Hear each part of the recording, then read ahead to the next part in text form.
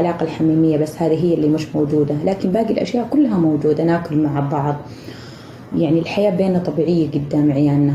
انت ما تعرفي في فنون الإثارة؟ لا. في من فنون الإثارة بالاتصال بالصوت. لا لا لا لا يا دكتورة، ما فهمتي قصدي. هو مش يتكلم مع البنت مثلا، لا، هذا اللي أنا حصله بالجوال يتكلم مع البنت هذا شيء، بس أنا أسمع هو يحكي للشباب اللي معاه، يعني تعرفي يعني هم يتكلموا مع بعض بهذه المواضيع، فأنا أسمع وهو يقول أنا سويت كذا وسويت كذا، يعني كلام واضح، يعني هو يقول بنفسه.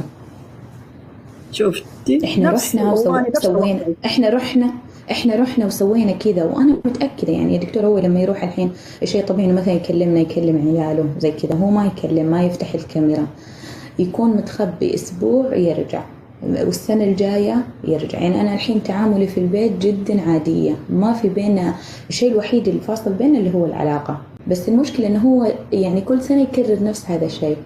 فأنا خلاص أنا شايفة أن أنا مهما سويت، مهما تعبت، مهما تغيرت، هو ما راح يتغير، لأن شيء يتعود عليه. مو تعود عليه، لأنه في البداية ما كان موجود، فهو لجأ لهذا الموضوع.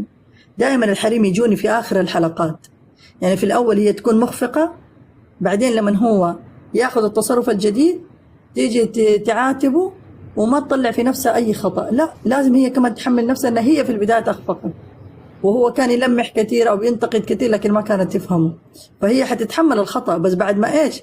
بعد ما صار، بعد ما وقع الفاس في الراس، هذا خطأها هي.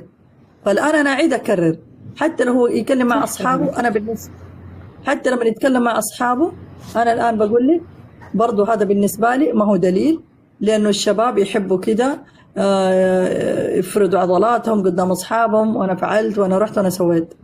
أنا إلى الآن ما شفت أي دليل. إذا عندك دليل أوضح من كده أوكي كان بها، والله ما في خلاص.